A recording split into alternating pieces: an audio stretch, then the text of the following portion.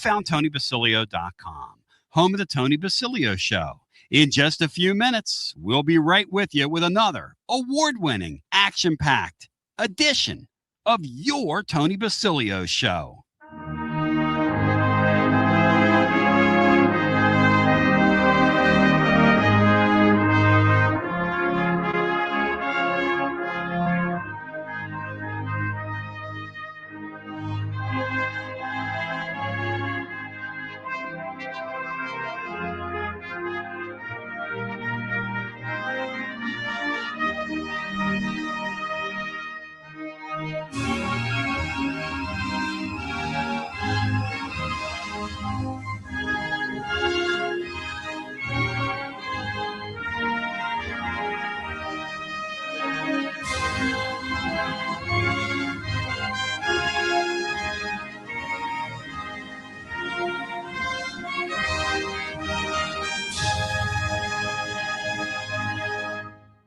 You found Radio Free Tennessee. Your Tony Basilio Show will begin momentarily.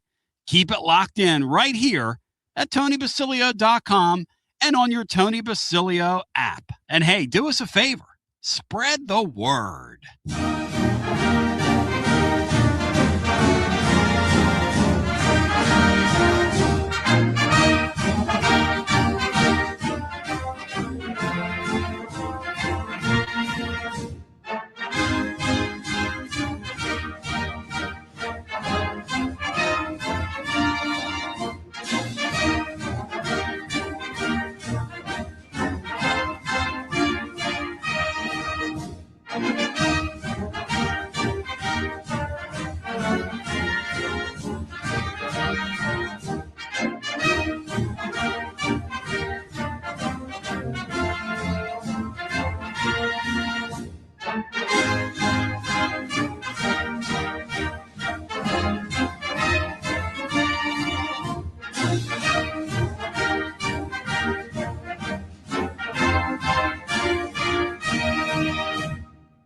Another award-winning, thought-provoking, action-packed edition of the Tony Basilio Show is coming up next. Tips are always appreciated here at TonyBasilio.com, home of the Tony Basilio Show.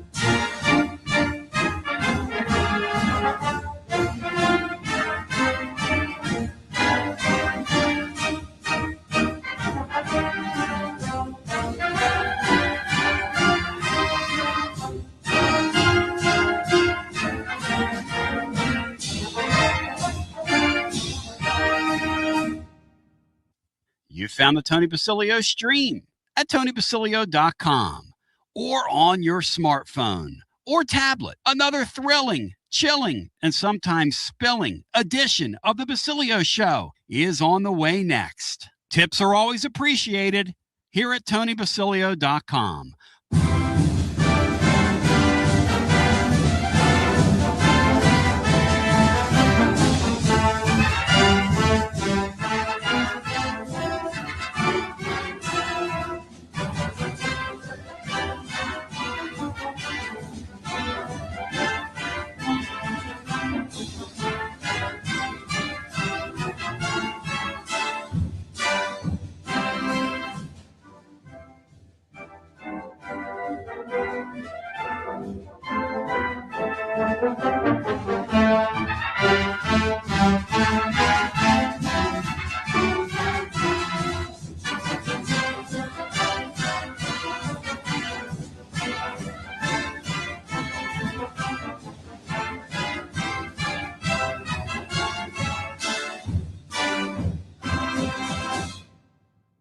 You're listening to FM 105.7 and AM 1340. WKGN Knoxville and W289CU Knoxville. Fan Run Radio. T to the B welcoming you in. It is a Wednesday edition. I'm fired up, focused, and prepared today. How about you? Are you pumped? How about my man Sean Sinclair? Is he fired up today? Is he focused and prepared? Tony, he is relaxed in parts unknown, staring at the Atlantic Ocean. There ain't nothing wrong with that, Cinco. Nope. From your lips to God's ears, and I hope you're having the rest you deserve, and that's a beautiful thing. As I remain in Pennsylvania, where Bob Seger once said, see some old friends, good for the soul. And I've had a chance to do that this week, which is really nice. And Cinco, I was just talking, well, we got a lot to talk about today. Okay. I was talking to the great Gary Sturm, who was a sponsor here. And, of course, he was awakened by Jeker at 2:45 in the morning, R.I.P. Jeker, regarding back in the day when I used to give his number out. Oh, I guess I still give his number out on the air. Sturmy yesterday, on the spur of the moment, went to the Argentina match, Cinco. Told me, and he's going to come on in the second hour, was sharing with me that it's the greatest sporting event he's ever seen. He said he's never been in a thing. He's going to tell the story. It's hilarious. Said that the Messi guy, when they put him on the wing yesterday, when he basically told the manager, I'm going to the wing. That's what they did in the last 20 minutes. He said it's one of the craziest things he's ever seen in sports. Cinco, to the uninitiated, is the Messi guy any good? The way he's playing here right now?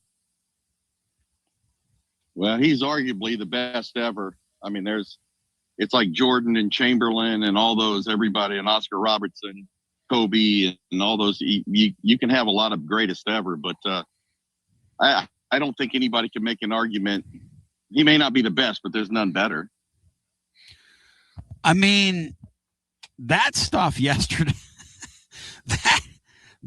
well, anyway, the second thing I want to talk to you about is the uniform reveal has been totally on point this week. I'm really glad and proud for Tennessee. The way they're doing what they're doing is wonderful. But I tell you this right now, and we're going to talk with Watson Brown about this. Hey, Sink, it's come to my attention here that we got some pressure on us to get this kid in 2 weeks. I don't know if Tennessee's going to get him. Man, they've pulled out all the stops talking to people behind the scenes. They've done everything they can do. I mean, they got the wheelbarrow full of money. They've told this kid basically that it's going to be his gig from day one in 2027. And it's kind of come to Bino's attention that this thing is a credibility on the line type of deal trying to get this kid. How important do you think DGG is to this program?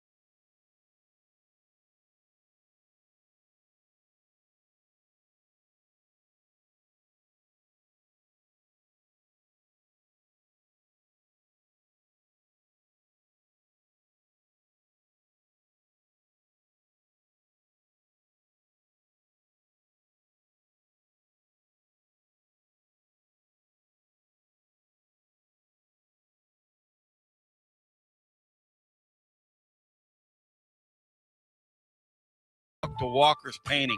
865-688-1410. That's 865-688-1410. Walker's Painting, making it beautiful since 1999. Check out the ad at the blog at tclub.team. Walker's Painting. Inward Half is committed to the game and the memorable moments that happen in between. From the tee box to the tailgate, from the green to the big game. For the first birdie with Dad, the first big win with Mom. Friday night lights, Saturday superstitions, Sunday traditions. Fall into the comfort and unparalleled performance of Inward Half. This fall, enjoy the walk-in. It's the hottest post-game show on the planet. Garza Law. Fifth quarter fan reaction. Fan reaction. As soon as the final gun sounds, we're live. With Gary Sturm. He's with Mortgage Investors Group, making our community a better place every day. Gary, you've been at it 32 years, man. Yes, Tony, I've been at Mortgage Investors Group for 32 years. We've known each other since, back in the 80s, right? And we've gotten to know each other recently as our family has gotten involved with another mortgage. Through that whole process, you were a prince, just like Jeker. When he called you at 3 o'clock in the morning after a Tennessee loss, you've been giving your phone number out for a couple decades. And why is that, Gary? This is the biggest financial decision you're ever going to make. You don't want to trust somebody online, some 800 number. You want to call somebody like myself that's going to give you my number, and you can call me anytime. I'm there to help you. I'm here to help you and your family, and I appreciate that. I appreciate your trust in me. You can call me anytime. You can be like Jeker and call me at 2 a.m. and complain about the balls just like he did. I'd rather you call me about a mortgage, but that's okay. If you want to cry about the balls, we can do that too. I'm a ball at heart. You know that. And if you want to come in and meet with me face-to-face, I'm here. If you want to do it online, I'm here. That's fine. If you're curious if you can qualify to buy a house, people know the housing market's tough. That's what I'm here for. There's no obligation. You can call me anytime. I get you pre-qualified. Or maybe you've got a mortgage and you're thinking about refinancing. Maybe you want to shorten the term. Maybe you want to go to a 15-year. Who knows? But again, that's what I'm here for. It's what I've been here for 32 years. My number is 865-660-2648. It's 865-660-2648. Gary Sturm at Mortgage Investors Group, going to take great care of you. Got a plumbing or HVAC problem at home? Whether it's an AC that won't cool, a furnace acting up, a clogged drain, or a water heater problem, Pipe Wrench Home Services is ready to help. Right now, get 15% off any HVAC or plumbing repair when you schedule service with Pipe Wrench Home Services. Our licensed technicians are equipped to diagnose the issue, explain your options, and get the repair done right the first time. Don't let a small problem turn into a major headache. That strange noise from your air conditioner, the water heater that's not keeping up, or the drain that keeps backing up won't fix itself. The longer you wait, the bigger the problem can become. At Pipe Wrench Home Services, we make repairs simple with friendly technicians and fast, reliable service that you can count on. We'll arrive ready to identify the problem and get your home back to normal as quickly as possible. Take advantage of 15% off any HVAC or plumbing repair and schedule your appointment today at pipewrench.com. And as always, same-day service guaranteed or the visit is free. Restrictions may apply. Eligible for repairs up to $5,000. Visit pipewrench.com for details. Got Sean Sinclair back with me. We're going to go to Watson Brown here momentarily, but I want to unpack this DGG thing through Sean's eyes. Hey, Sink, when I just had a Comcast moment, we had a blink through our entire studio. Our TV went out, the phone lines went out, and my connection in Pennsylvania, which sounds great, by the way. I'm doing the show in the car in a Wawa parking lot. It's unbelievable, Andy. A Cinco, DGG,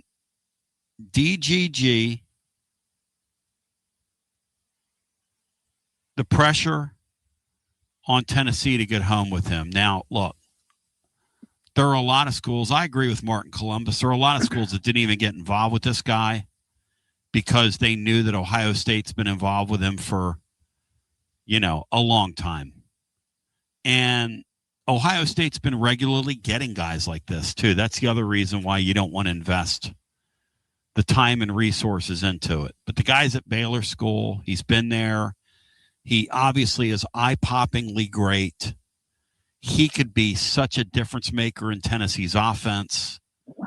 It's worth going all in on him. It's worth setting the market. It's worth paying $1 million more than Ohio State's offering him. It's worth all that stuff, Sean. It's worth seeing if a guy like Kamara would invest some time in him, all that stuff, Sean, which is what Tennessee's done. How much pressure is on him to land this guy? Oh, I think there is pressure, but I think there'll be relief both ways. It may not make any sense, but if you get him, there's relief. Hey, we went out and got our top target. We had to overextend, but we got our guy. If they don't get him, there might be relief also. Not relief that you didn't get a great player, but the relief of, hey, we don't have an X $1 million guy sitting here on the roster, et cetera. We've shown that we can do all this stuff. We produce players of the year and leading rushers in this conference every year with guys that are not 5-star DGG. So it's just, but he's a local kid. The pressure is on Josh Heupel in Tennessee to get to that next level. Make no mistake, we are not at that level. We saw 2 years ago what Ohio State did to us, and we didn't acquit ourselves any better last year in the season. So, if you want to attain that level, you have to get those kind of players. He is that kind of player. But again, like you said, Ohio State flat took Alabama's best player, who happened to be a freshman, off their team. They took Ole Miss's top running back right off their team. That's kind of what they do. The kid's not a Tennessee kid. I think he's Canadian, maybe. But it's just, if you don't get him, will there be sour grapes? Absolutely. He's that good. If you get him, that's great. No, I think for status, for a lot of different things, much like they went after Nico with that, mind-popping $2 million, believe it or not, several years ago. They wanted the attention. They got to get it. They're going after it again. So who knows? But if you're asking me, would I be surprised if he goes to Ohio State? I don't think anybody should be surprised if a recruit goes to Ohio State. They are Indiana's better right now, but the Ohio State is the gold standard, in my opinion, in college football. Which is like kind of wild, right? I forgot all about Ohio State taking 2 proven stars as part of their super team a few years ago. That's pretty sobering to think about that. And here's the thing about it, people, as we get closer to this thing, and we're 2 weeks out, right? But it felt like the momentum was sheerly on Tennessee's side, Cinco, like after his visit. And you followed a lot of these recruitments down through the years. That's pretty common, right? A guy leaves and all of a sudden the positive talk. And then those that kind of have to track this day to day to just kind of, I don't know, is content a good word? But they've got subscribers that want to read, an update. There's really nothing going on in July. And then all of a sudden somebody says, well, I don't feel as good about this as we did 3 or 4 days ago. And then everybody, kind of gets their boxers in a bunch. It kind of reminds me of the Juke Harris thing a little bit. And, Juke Harris going to go to Michigan. He's going to go to North Carolina. He was going to go to Tennessee the whole time. So, but we got to have content, and I get that. Cinco, in your humble opinion, right? Ultimately, Ohio State's tough to beat here, aren't they? That's what it's feeling like with the way some of the Tennessee folks are talking now that we're a couple weeks out. I would think so. Just simply, it reminds me of, if you remember, the movie Jerry Maguire and his client Cush. Jerry thought he had him wrapped up. Good relationship, all the right things are being said, et cetera. At the last minute, he signs with the other proven, established agent because he thought he could get him hired, drafted in that first round or whatever. And, same thing here. You're talking about, Ohio State produces, and again, I believe that orange is orange as anybody. But when you realistically look at it from a kid from Canada, perhaps they get recent championships. They produce Heisman Trophy winners. They produce a plethora, arguably the top number of first round draft choices. Yeah, they're hard to beat, man. And they play in a it's getting tougher, but they typically have a schedule, and they don't wear out their backs. So yeah, I'm not here to say who's a favorite, but would it surprise me if he went to Ohio State? No. Would it surprise me if he was always going to Ohio State? No. So who knows? But I don't discount Tennessee. Absolutely. Here's the thing. I give them a lot of credit for the run they've made at him. That's all I want them to do. I want them to be in the game. That's why I want them to be in the game in the portal. That's why you have not heard me, and I will not beat on them for what happened with that defensive end. You can't control that. I was talking to a buddy the other day, and he said, how come you're not ripping them on the air over that? Shouldn't have Knowles have seen? I said, what? Seen that a guy didn't want to play football? I mean, are you kidding? No. I don't blame Knowles for that. And I don't blame Tennessee for that. Now, you could say the lesson learned in this thing is you don't get rid of two defensive ends when you only have one, numbers-wise. Maybe you hold on to the kid that ended up over at South Carolina. But, geez, man. Negative says when you finish second for a recruit, you finish last. That's not true, actually. Not in this day and age, Dave. What if he goes to Ohio State and he doesn't like it there? I mean, what if he goes there? What if he goes there and he doesn't like his position coach? He comes back here at the mid-semester. And you get a guy for 28.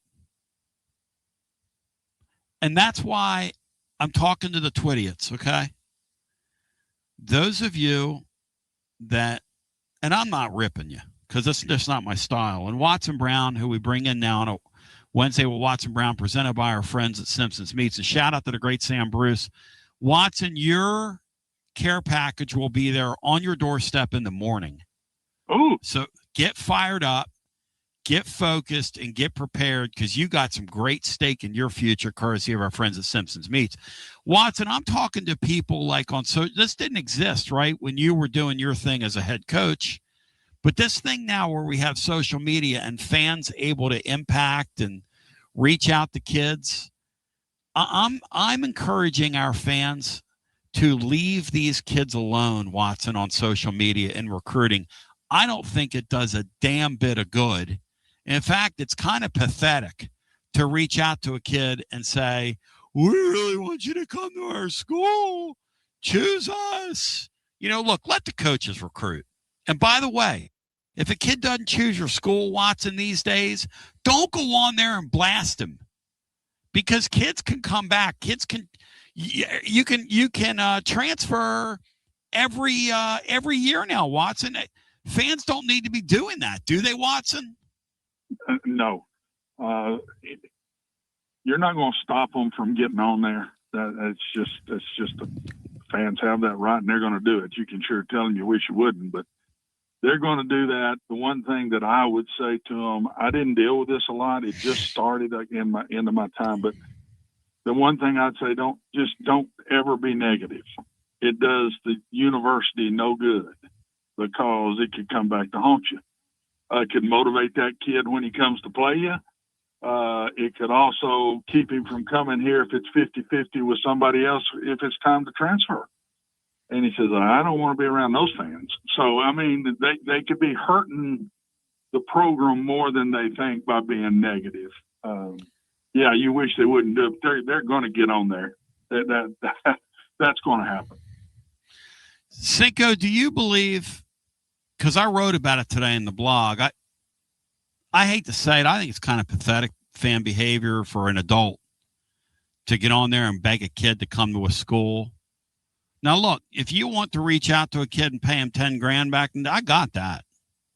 That's fan behavior that, that kind of works. That kind of, I don't know what the word is, but that kind of moves the bar when you hand somebody $5,000 or something back in the day. I sort of get that. Cinco, this thing about tweeting at a kid you've never met and, kind of bearing your soul to him and we really need you. And I mean, I hate to say this, Sean, but that smacks of pathetic to me.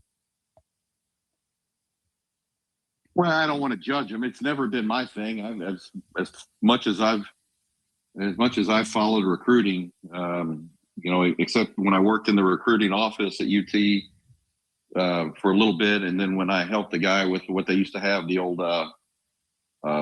was it 1-900 numbers back in the 30 years ago.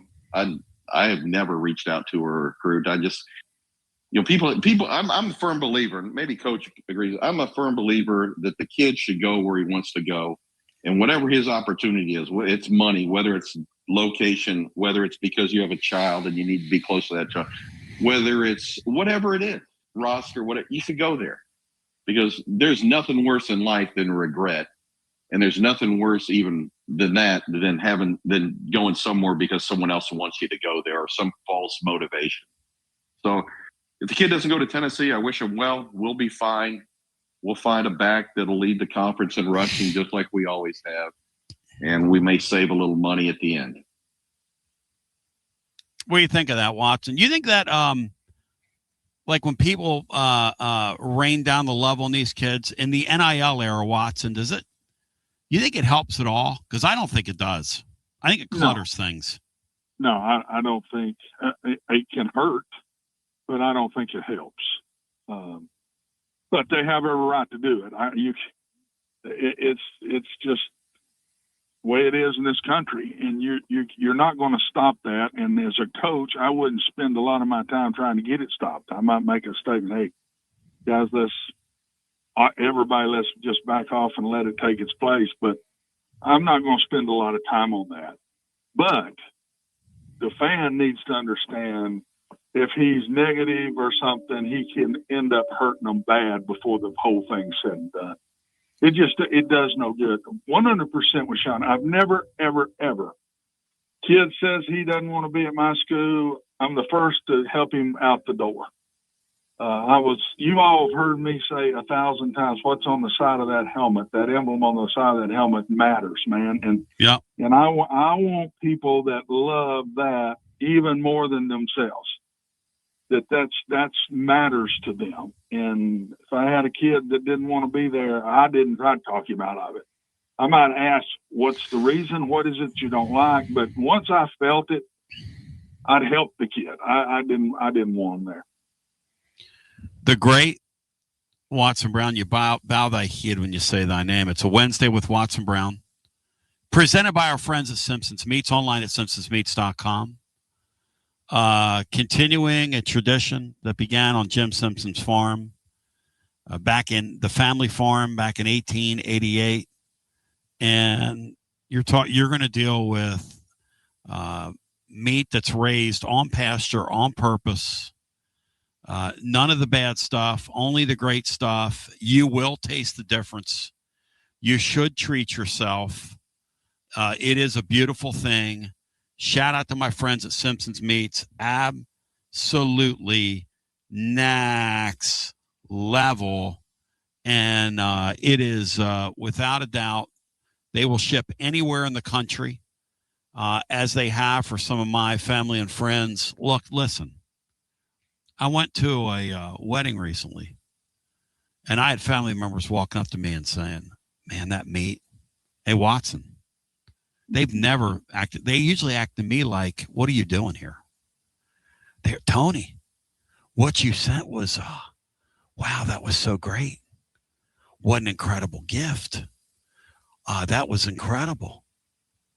And I like to share, Watson, but they actually looked at me like, you finally sent us something that was decent. You know what I mean? But it's more than decent.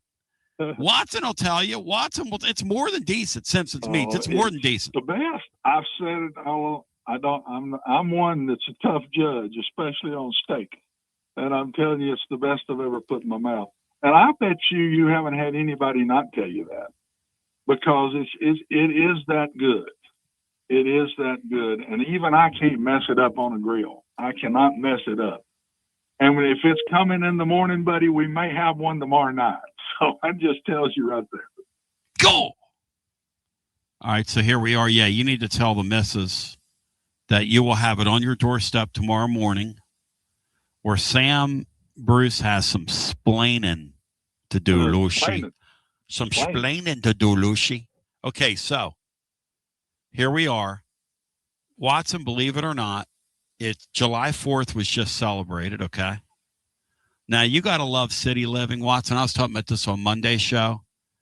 Philadelphia has what we call a genius as their mayor.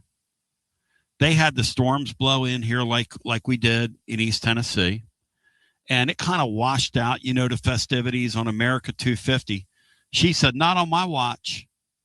That storm cleared up 1:30 in the morning. Hey, Watson, 2:30 in the morning, Philadelphia lit off a 45-minute fireworks display after everybody went to sleep.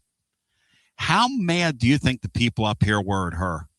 A 45-minute fireworks display at 2:30 in the morning. And one of my country friends said, that's the reason I don't live in the city. We were talking about it, and he said, that's why I don't live in the city. I mean, is that a great story? It is a great story, but I can see it happening. And there would be some tick people. I would be one of them. I would be one of them.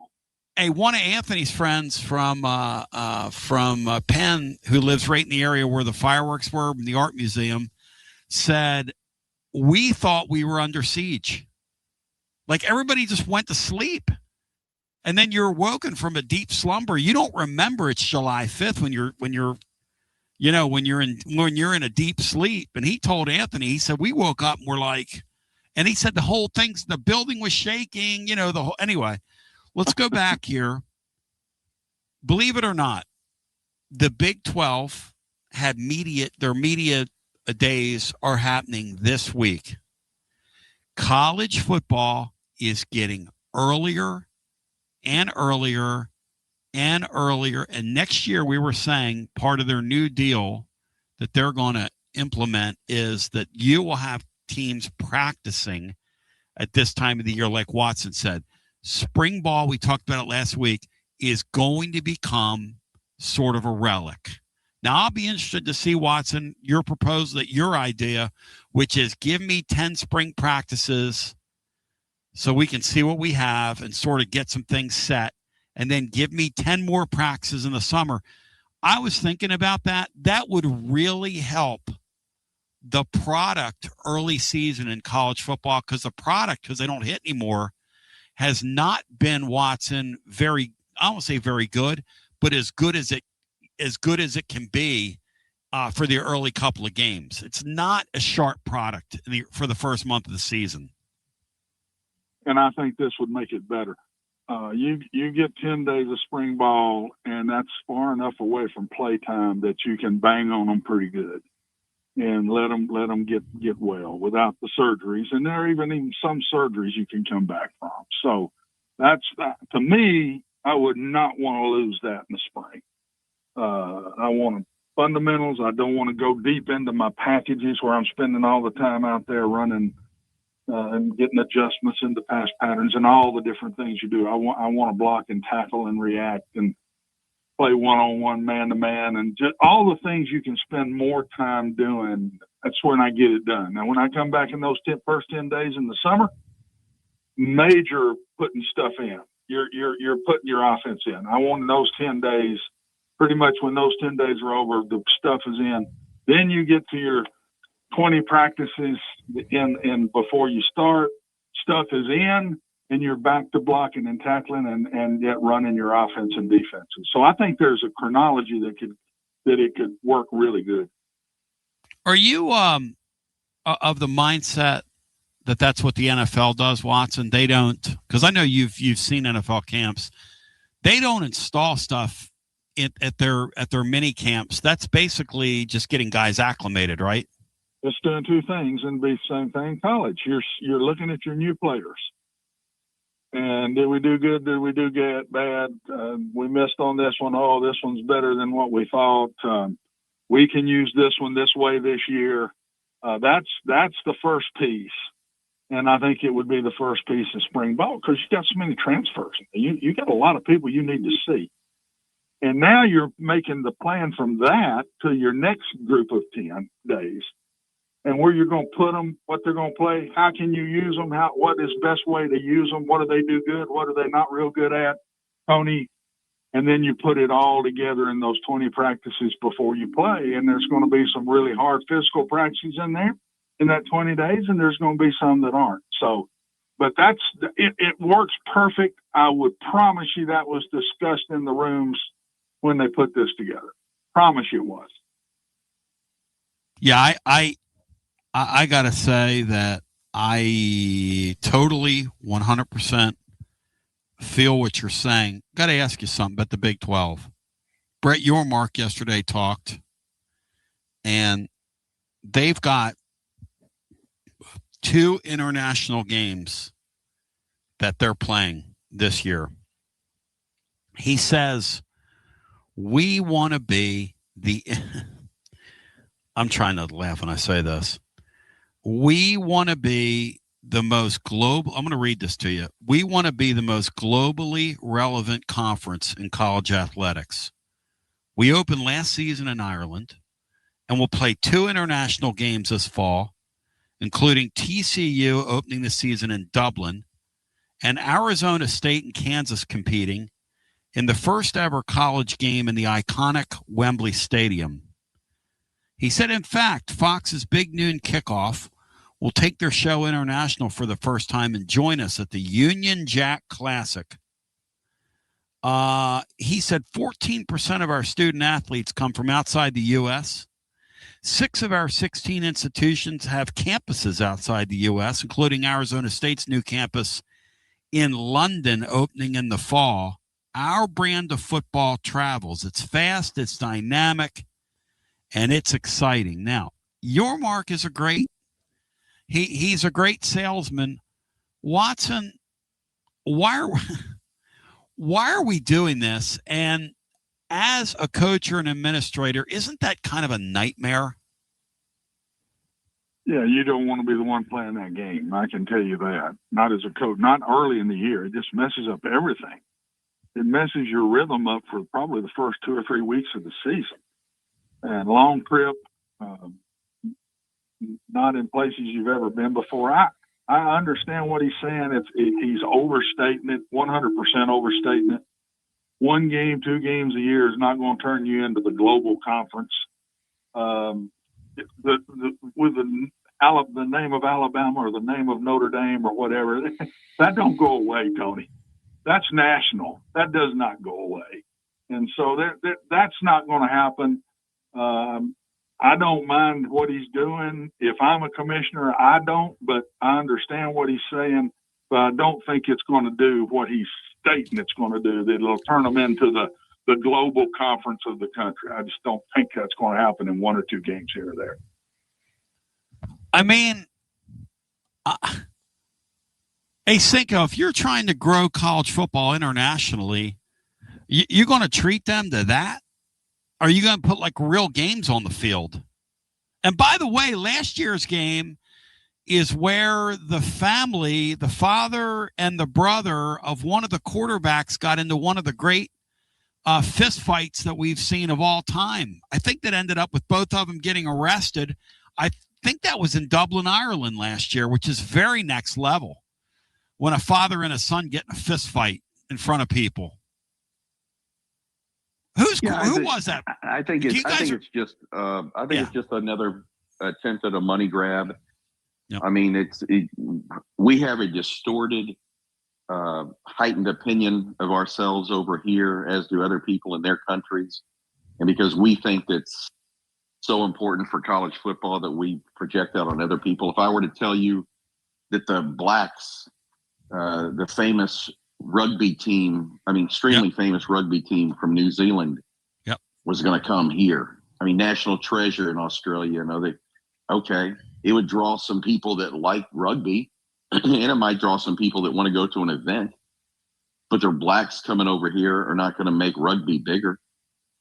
I think it's just a money grab, and the logistical nightmare for the people in the cage and the equipment and hotels and all that stuff.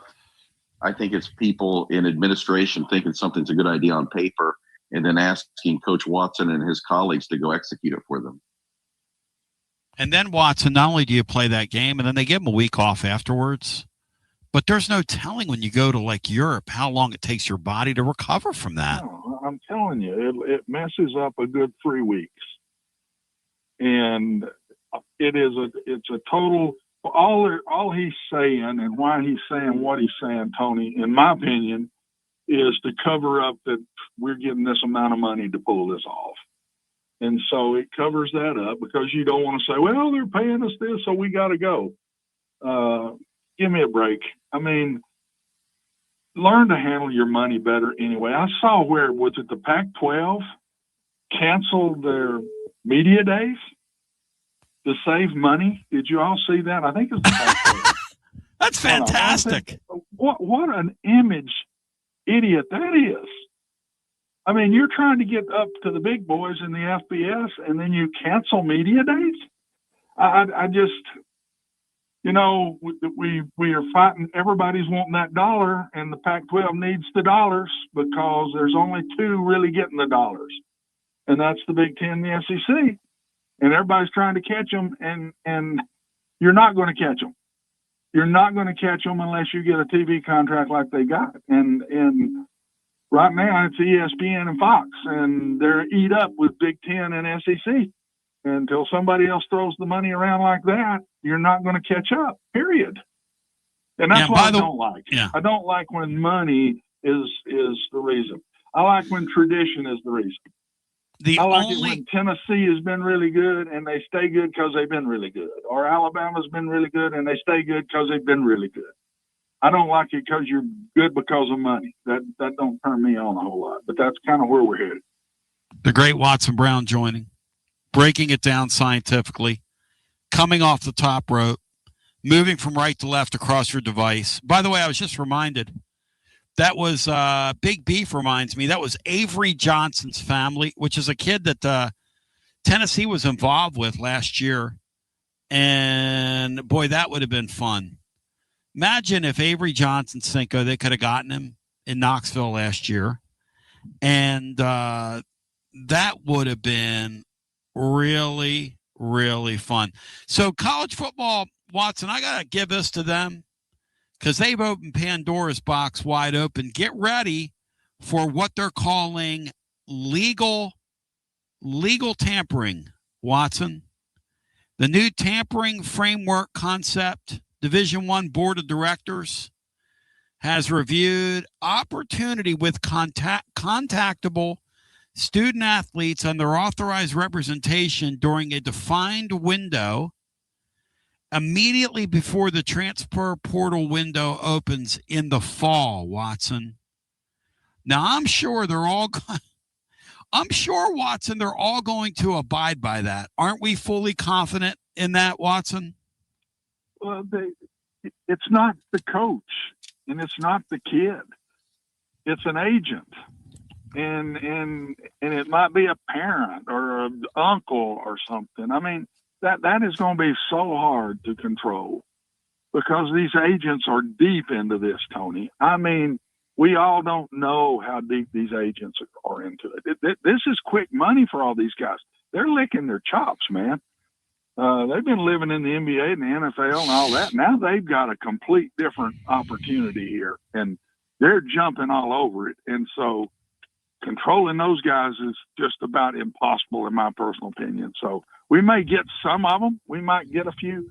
But this thing will be, I think it's going to be one of the hardest things I've ever seen them have to try to control.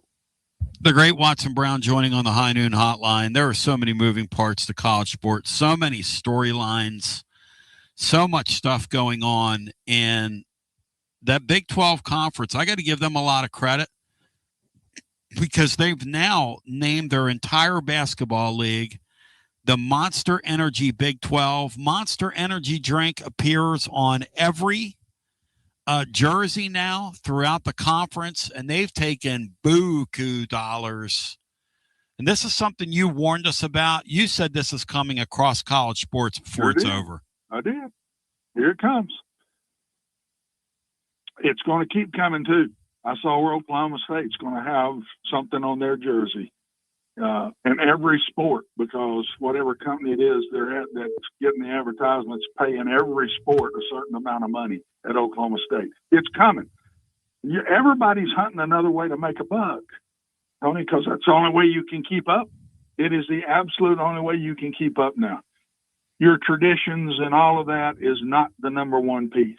It's still there, thank goodness, but it's not the number one piece, and they're the first to do it, but they won't be the last. I can tell you that. The great Watson Brown appears on the High Noon Hotline, ladies and gentlemen. And he's presented by our friends at Simpsons Meats, online simpsonsmeats.com. Ship premium meat anywhere in the world for you. Also have their location off Lovell Road. And Sam was telling me folks stop in all the time off the show. Thank you for the support. I really appreciate that. Great, loyal audience here.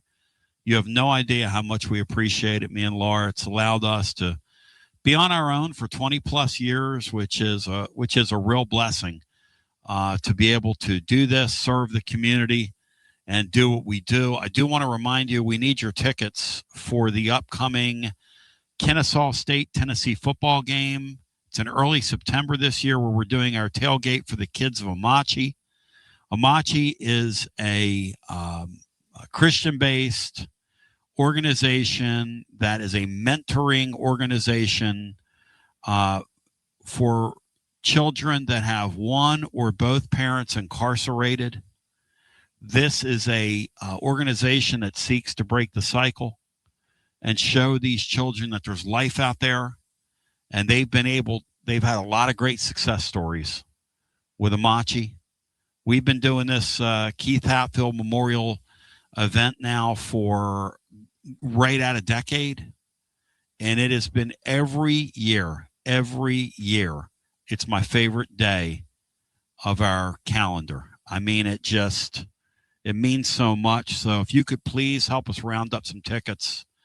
Tomorrow I'll have on the blog over at tclub.team the address, and we'll leave it up there forevermore till we get these tickets in. And we got to get Amachi Brook on here as well to break it down scientifically. Watson, you have been utterly unbelievable and next level. I got to ask you this on the way out, because I'm getting ready to bring a guy on who went to the World Cup match yesterday.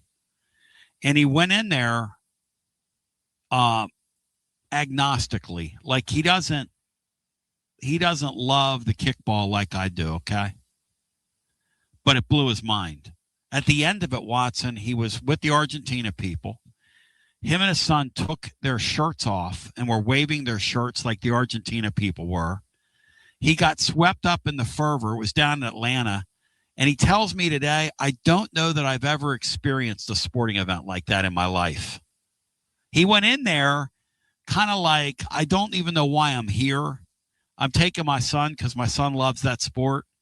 And he walked out of there saying, this is the coolest. And I'm going to ask you this. All your time playing, coaching, give me a couple of your, or even as a fan, a couple of your favorite venues that you've been in where you just kind of paused and went, gee, this is kind of crazy that I'm here right now.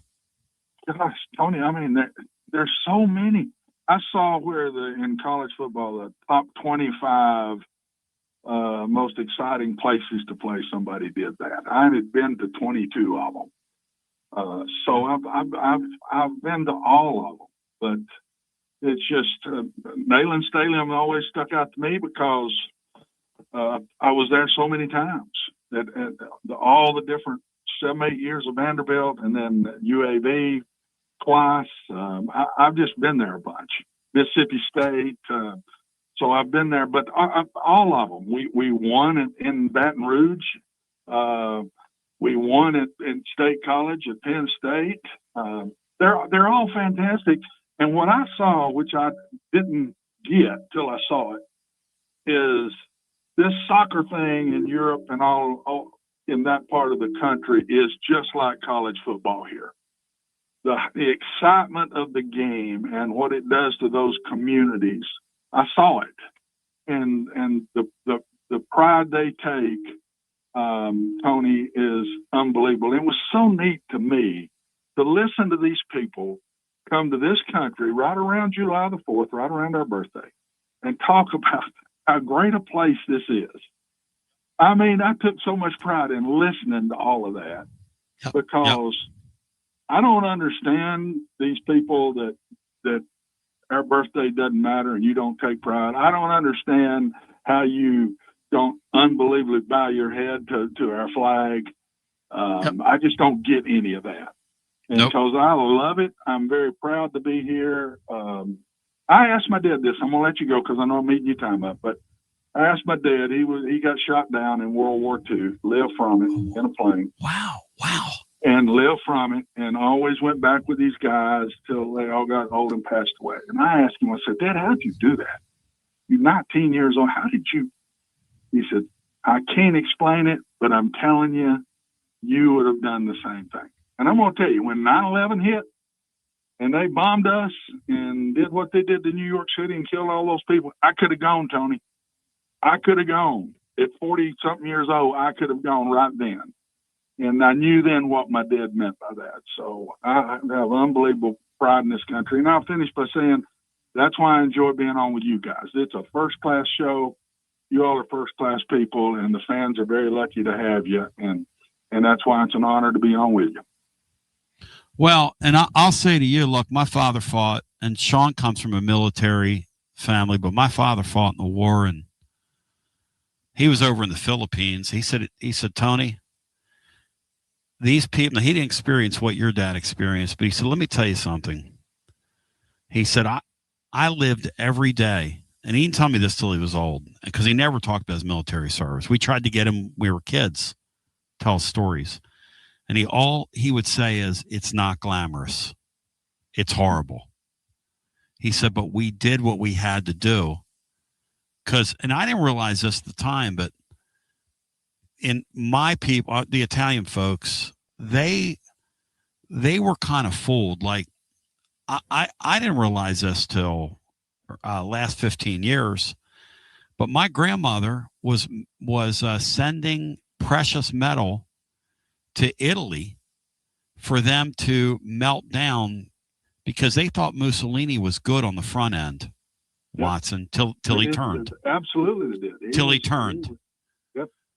And it's a remarkable, when you think about the journey of our country and how we're a mix of all these different people and somehow it works. And look, we are always down through time have had our differences. We've always had parties that fight.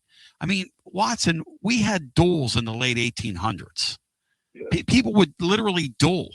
Public figures would go out in the street and duel. I mean, we've always been sort of a fighting, disagreeing people. But the thing is, when something like 9/11 occurs, and Bino was up in New York City with the operating engineers of America overseeing the cleanup there. Bino, who's on with us, who you talked to last week.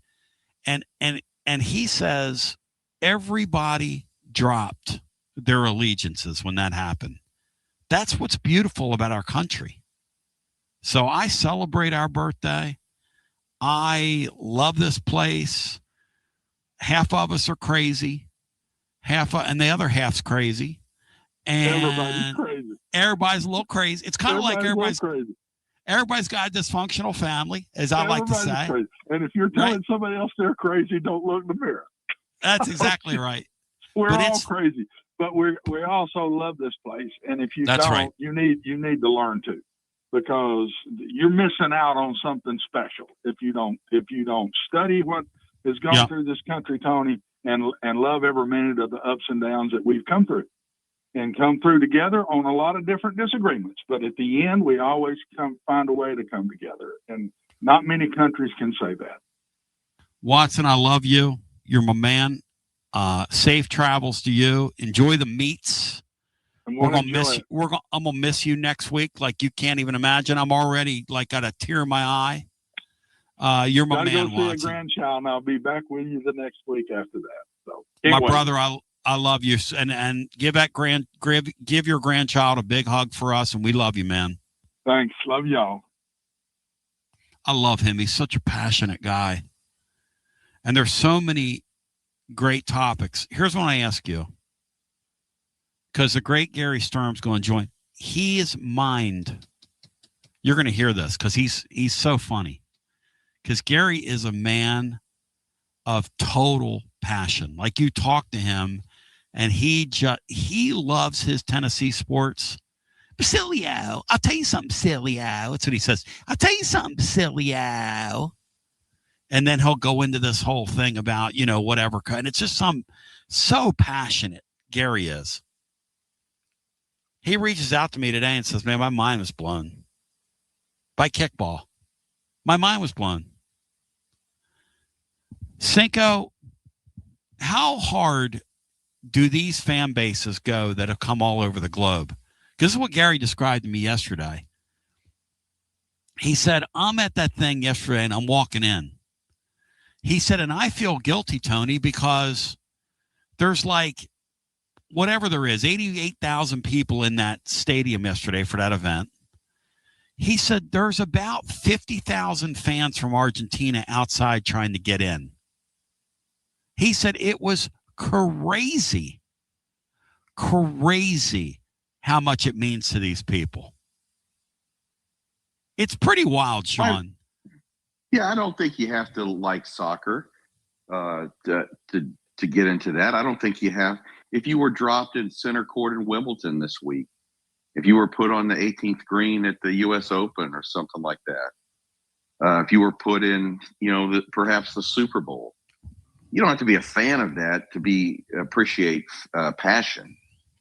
And that's what all these people have is, there could be, a lot of these countries, all of their great soccer players leave their countries to go play somewhere in Europe, or, even European countries will go to England or Spain or somewhere like that, like Norwegian players, etc. So, but when they come together and they have just an absolute collective spirit about them, you don't have, like, I think it was Norway. You're watching Norwegians do that row. That's the damn coolest thing I've ever seen. That's kind of like when we do the wave and kneeling. That's exactly right. When you see the spirit of the samba of Brazil, even though they've been knocked out, that's incredible. When you watch the absolute adulation that the Argentinians have for Messi, that's contagious. You don't have to care about the rules of soccer. You don't have to care who's, the scores, et cetera. It's the passion of watching everybody else. I mean, you go to a comedy club and it's not your cup of tea, but everyone laughing, you're gonna laugh because it's contagious. And I think that's what your fine friend got caught up in, and I congratulate him for it. And I hope he gives it more of a shot there because it's a wonderful thing. If it's not his thing, great. Then he at least had a world-class experience.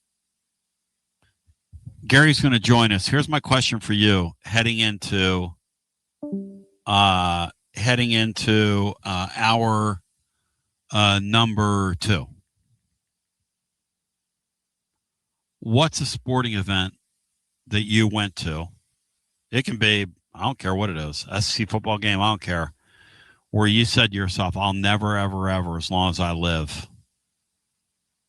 I've never experienced anything like that.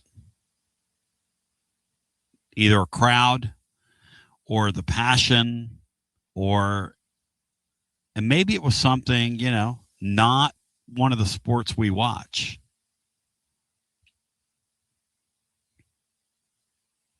Because Gary's got a great story. And we'll come back on the other side. We'll share that with you. And as Cinco talked about the wave in Neyland Stadium, Brian, what do you think Dave wrote over on the YouTube? What do you think Dave wrote, Brian, about the wave? Probably how it sucks or something like that. I quote, I hated the wave in Neyland Stadium. And Fleet Pete said, VFL, thanks, Dave. The living listener said, boy, that's shocking, Dave.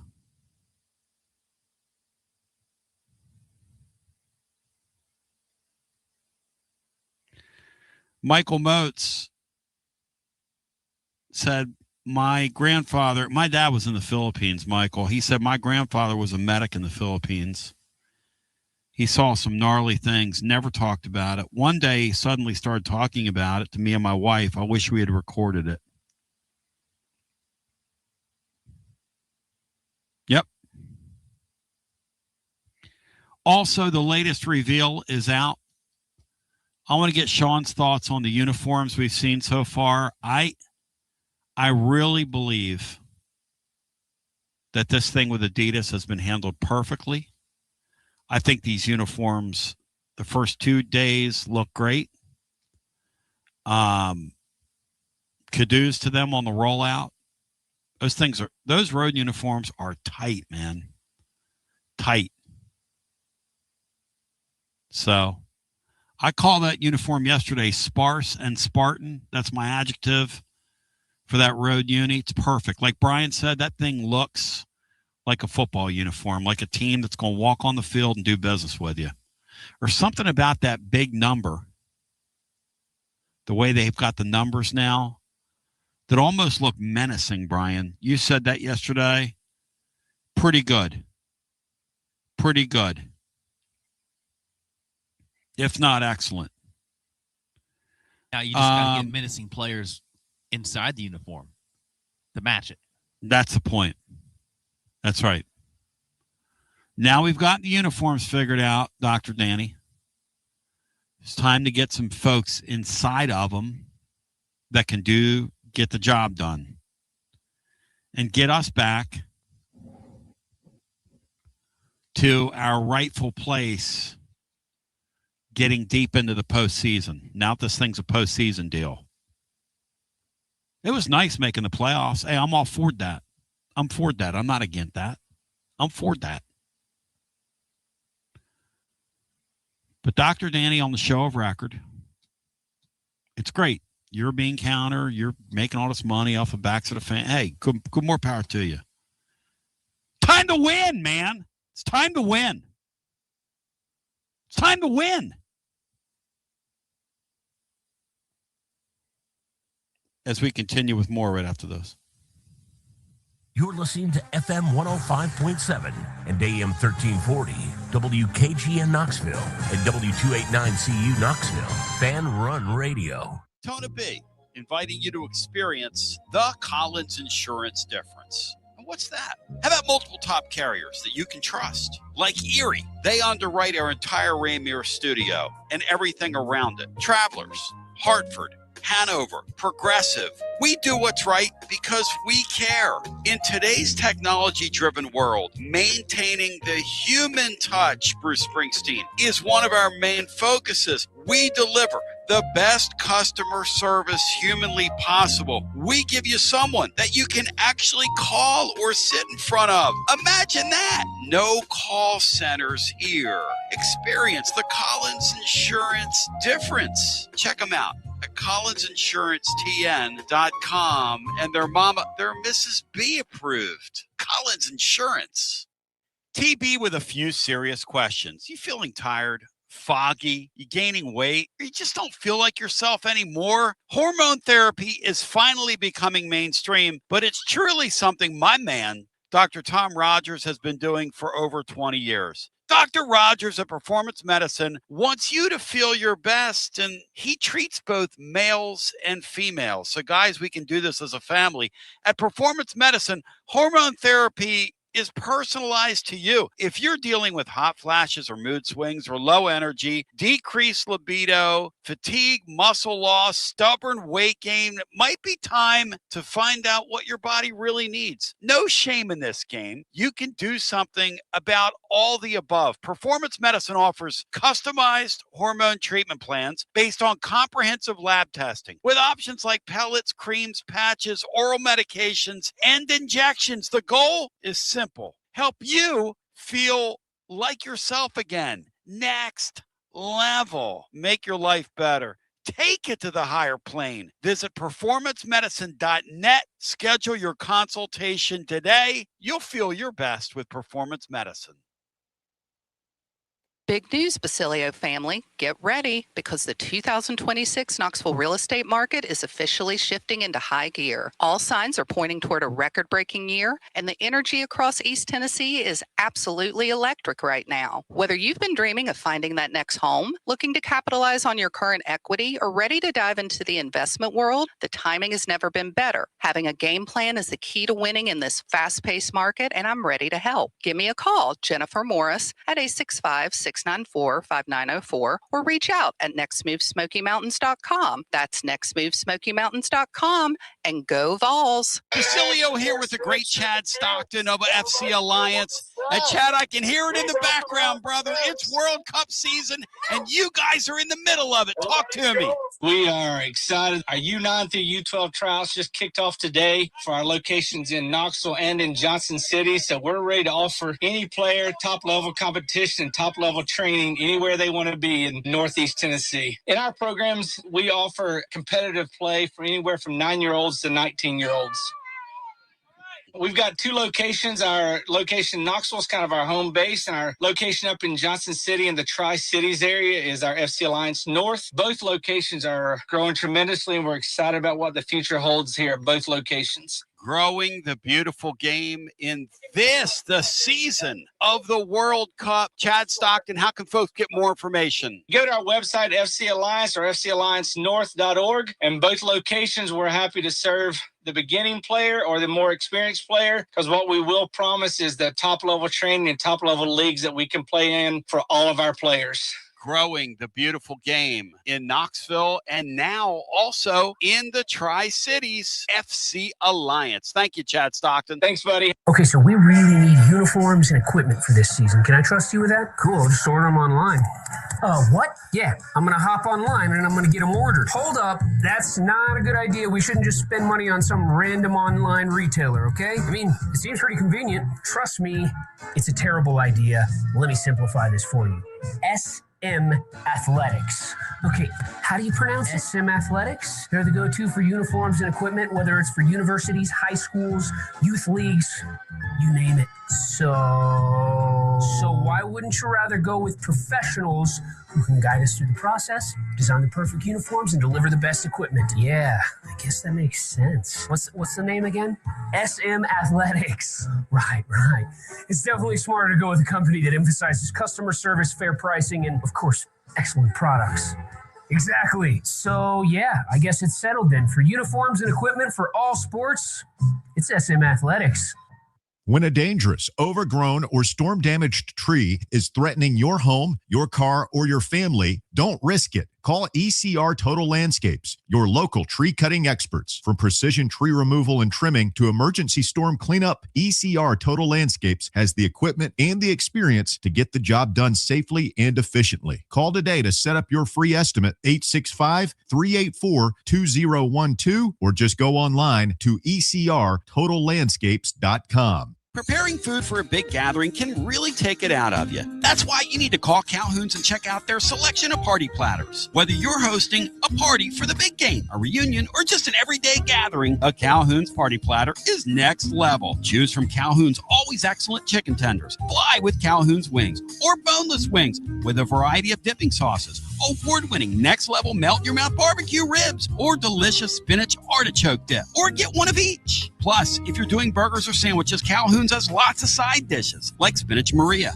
baked cinnamon apples, Smoky Mountain baked beans, or creamy coleslaw, available in pints, quarts, and gallons. And to finish things off, pick up one of Calhoun's great desserts to go, including homemade cheesecake or key lime pie. Calhoun's, simply your go-to party headquarters. With 9 locations all over East Tennessee, you can order online and just pick it up. Calhoun's, one of the Copper Cellar family of restaurants, along with Chesapeake's, Copper Cellar, Corner 16, Cherokee Grill, and Smoky Mountain Brewery. Eat local, eat good.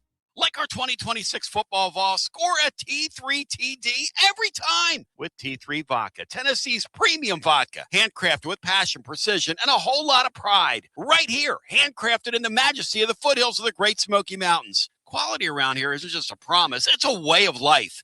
And T3's filtered 10 times. 80 proof of vodka delivering a smoothness unmatched. This dedication to excellence has earned T3 Vodka prestigious accolades like a 5-time gold medal award-winning vodka and your Sips Consumer Choice Award medal winner as well. Whether you're sipping it neat, on the rocks, mixing your favorite cocktail, T3 Vodka, your choice for a premium award-winning experience. Be like Maury Hanks. Score a T3 TD. Ask for T3 Vodka by name at restaurants and wine and liquor stores today. Drink it neat, drink it right, and score a T3 TD all 2026 long. Tennessee's Premium Vodka, T3, Tennessee's Premium Vodka, distributed by Empire Distributors of Tennessee.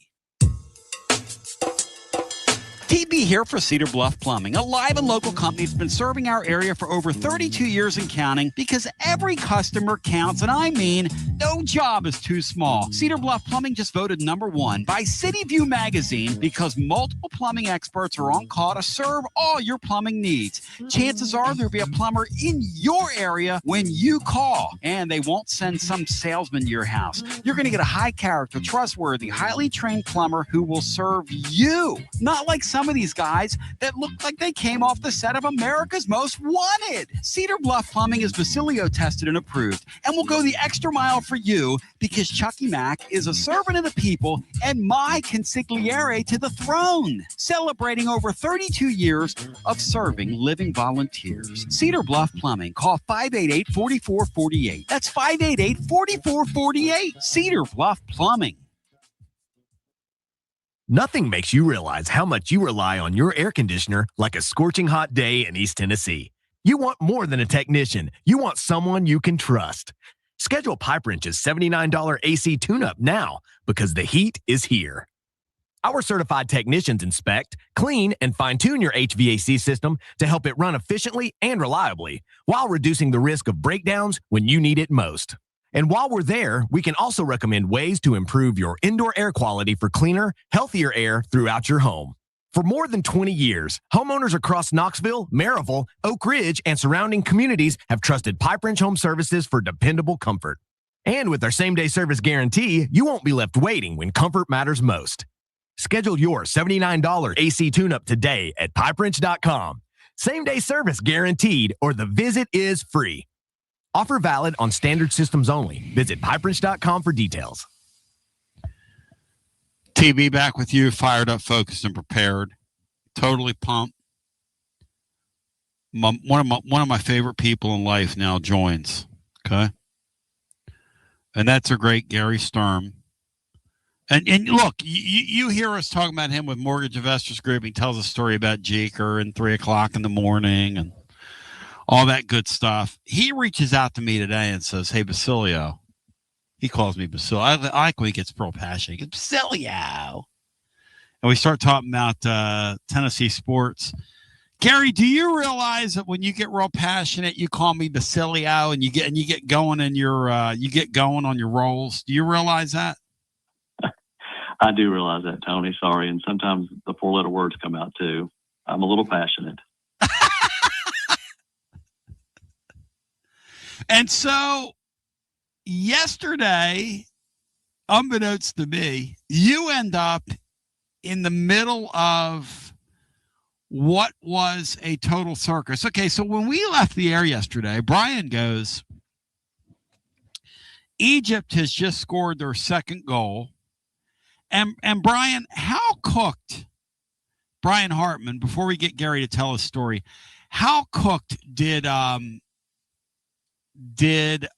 Argentina look yesterday, Brian, down 2-0 with like 25 minutes left? They could have really been down 3-0 and probably should have been. I don't understand how they could take that goal away for something that happened. It looked like minutes behind the goal. There was an alleged foul that took place clear on the other side of the field. All right, so Gary, you're down there yesterday. You told me the fun began when you guys woke up in the team hotel. Tell us the story about this and just what this thing was like. Well, it definitely was not the team hotel. It was just a hotel in Atlanta downtown that my son and I, as you know, Frank, who works for the Columbus Crew, and is a huge soccer fan, played college soccer. So we're a big soccer family. We decided last minute to go down to see this game, kind of treat Frank. And we woke up yesterday morning to a trumpet playing in the lobby of the hotel and about 500 fans singing the Argentinian song, I guess. We opened the door and could not believe it. So there's a fan who has a trumpet, and he's playing it all throughout the hotel, and the fans are all singing. This is at 8 o'clock in the morning, just at a random hotel. And honestly, the hairs on my arm stood up. It was something like I had never experienced. And I've been to, as you know, I follow the balls everywhere and have sang Rocky Top till I couldn't scream anymore. But been to many bowl games, whatever. Saw Tennessee beat Alabama. You know the deal. I've been a lifelong ball fan. Nothing prepared me for this. Nothing. We went to the game, and as I told you, there had to be 50,000 fans that could not get into the stadium. Obviously, there were watch parties all throughout downtown Atlanta, but there were people everywhere needing tickets. I could not imagine coming from another country and not having a ticket. It felt a little weird, honestly, because we just went just because, again, I treated my son. We thought we would do this. I'm not a Messi fan. I'm just a soccer fan. And these people are so passionate. I mean, they sang and sang and sang throughout the stadium. I mean, there were probably 80,000 fans there, 5,000 Egyptian fans, and I guess, 75,000 Argentinian fans. There were very few Frank and Garys there that could have cared less one way or the other, I can promise you. It was a very passionate crowd.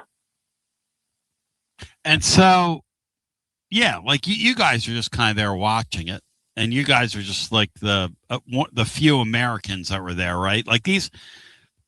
And I was telling Cinco, you told me today that you almost felt guilty going in because there were so many Argentinian people. Like up in Philadelphia, a couple of my friends said the crazy thing about when Brazil played is there was, whatever the stadium holds Brazilian fans in there. And then there was another like 50,000 of them outside trying to get in, or they just came to be near their club. Like they came, however far that is, just to be near their heroes that were playing. I mean, what in the world, Gary? How could something mean that much to you? I know. I guess you and I had that conversation. It's hard to describe it unless you're there, unless you're around these people. I mentioned my son obviously works for the crew, and the Ecuador team was there training for the last 3 months, and he told me it was crazy. And the fans around the hotels, and the team is like it's Secret Service and all that kind of stuff. And you hear that stuff, and you hear the passion of the fans, but until you're there and you sense it, I mean, the fans next to us, were crying, like bawling when they scored the tying goal. And I mean, it was just like, it means so much to these people. And, again, I'm there just to see unbelievable soccer. I don't think people appreciate what kind of athletes these people are. I've always said with soccer, and again, I'm a soccer homer, so forgive me, but they look like you and I, Tony. There's some freaks out there, but most of these guys just look like regular dudes that are the quickest, most skilled human beings you've ever seen in your life with a ball in their foot. You've never seen anything like it. Until you're there and you see these guys move in a small area that quick, it's unbelievable. It's unbelievable. Yeah, Jerry Colquitt, who's a kind of a football guy, not a soccer guy, but he ends up in Seattle, where they got, the MLS team, but then they also have the world level stuff goes there in that big stadium. So he's been exposed to some, pretty high level stuff. He called me one time and he said, man, those guys are like linebackers. Those world level guys. He said, these are bigger than you think people. They are bigger than you think. Operating in really tight spaces, thinking not instinctively. They're not even thinking. They're just maneuvering themselves and manipulating space. Hey, Cinco, I think that's a misconception that a lot of Americans have about that sport, that that these guys are just kind of average Joe athletes out there. And I mean, these guys are pretty world class, Sean, athletically. Sean had to depart. Well, you don't take my word for it. You don't need to. I mean, and listen, who cares what he thinks anyway? They're world-class athletes, Tony. I've seen NBA players. I've seen NFL guys. These guys, again, when as far as quickness, flexibility, it's unbelievable. And, you know, to Brian's point yesterday, that goal, and I thought the same thing, but my understanding is, of course, I get my soccer expertise from my son who lives and breathes this stuff, said when they do the review, the VAR, that's the rules. And if they see the foul on there, they call it. Now, was it a homer call? I don't know, but that is the rules. And Gary, you wanted to do something great with your son and good for your son and sort of a bucket list thing for him. And you kind of went in there just sort of, I don't know, to sort of take in the scene. So the day begins when you're awakened at the team hotel. It's not even a team hotel. I assumed it was a team hotel because there were so many Argentinians. You're telling me that's probably a scene that was repeated at multiple hotels then. A guy blowing a horn and these people singing. Were they singing in their native tongue? Is that what it was? Yeah. Were they? No, my son speaks Spanish, and we talked about this. We felt like we moved to Argentina. I mean, there was nobody speaking English in that stadium. Just like you said, it was no. There were not two Americans like myself and my son that were there. No. It was Argentina. I mean, it's just, they were there, and again, a few Egyptians, but the Egyptians were not really as passionate about soccer. I mean, again, they live and breathe this stuff, and the passion is something it's hard to describe. I can't, again, until you've been there and you've seen it. I mean, you saw Messi crying at the end. What does it mean to him? I mean, the guy's done everything in the world you could possibly do. He has more money than he'll spend in a million lifetimes. He's won everything, and it means something to him, right? You know, we talked about it too when they walked on the field. Unfortunately for America, you know, the American team, they weren't ready for the moment, and we talked about Argentina. I mean, just they've played in this environment, 500 times. But the moment's never too big for them, win or lose. And unfortunately for, the USA team, the moment was just too big. But, I mean, these guys, and as you saw, we talked about this too. Once Messi, it was funny, we talked about it. Messi went on the wing the last 20 minutes or so. And I said to Frank, I guess the coach is changing things up. And my son said, no, it's Messi changing things up because he's the coach. And once he did it, the whole game changed. And so Messi goals in the last 13 minutes, unbelievable. Messi goes to the wing. Okay. Yeah. Describe for me because at some point you guys get swept up in this. You told me today. At what point do you guys take your shirt off? And have you ever done that at a sporting event? Never. You've seen me, Tony. A man my age, it looks like me, should not have my shirt off in public. I'm sorry. My son, he should always have his shirt off. Me, I should never have it off. And, it was 2-0. And I thought, well, it's been a great event. And then when they scored when Argentina scored that header, and we said, well, at least we got us a game. And when Messi started doing his tricks, the second when they tied it up, the shirts came off, and the fans around us, because again, we were just there to enjoy the game. Like the fans were like, you got to be with us. Like, what are you doing? You can't. I mean, I was excited. These people were losing their minds. So off the shirts came, and they swing their shirts around, and we had our shirts off. Again, hopefully nobody saw, because you don't want to see me without my shirt on. But you can't not get swept up in it. And as I told you, like these fans for an hour after the game stood jumping in the stadium, just jumping. I mean, and the soccer team, they stay too, and they come and they thank their fans. They come to each side, even at this level. It's an amazing thing. I mean, again, I know I've said this and it's cliche, but the hair on my arms were standing up. It is when they bring the flags out in the beginning, it is such a world-class event, right? It means something to so many people. And it's just an impressive thing to be there. I don't know if it was a bucket list thing, and it's pretty special. You've been to so many great SEC games down through the years. I mean, you've been to all these great Tennessee games. You've been to all these things. You've been to all these wonderful basketball games. I know you. You've been to tons of stuff. I mean, going back through time, the Ernie and Bernie show. Your kin was Bailoff, who John War used to shout out during every broadcast. So here's the thing I want to ask you. What compares to what you saw yesterday? Honestly, Tony, nothing compares to it. I don't know what to say. I mean, I guess I don't know. I just, the passion, and I know I've always said this, I think UT fans are as passionate as any fan base out there. Of course, I think most SEC teams would say the same thing. But would we fly across the world to go see the Vols? I mean, we'll go to California, we'll go to Ohio, we'll go to Florida. I've been to many bowl games. You go to Arizona. Would you fly across the world knowing you're not even going to get in the game? I mean, you got to think about that. Knowing you're not going to get in the game, you're going to fly halfway across the world just to be around your people, to celebrate and be in that energy. I don't know that people can understand that. I'm not sure that I can. And nobody loves the Vols more than me. You know that. I mean, I love the Vols. I mean, I live and die by the Vols.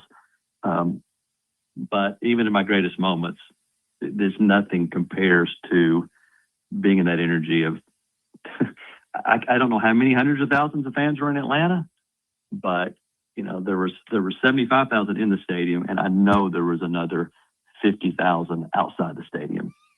And many wanting tickets. Again, I mean, that's crazy. Think about that. How much money, Gary? How much would it cost to go from Argentina to Atlanta, Georgia? And here's the thing about these municipalities. They are jacking up the rates like we do in Knoxville, where they extract the pound of flesh out of you because you can't. Like your hotel you stayed at. What hotel was it? You can tell me now. What hotel was it? The cheapest one I could find, the Embassy Suites. What'd you pay? $900. What? And the guy charged me an extra $40 to keep my car there during the game. Say, huh? How much were your tickets? I'm curious.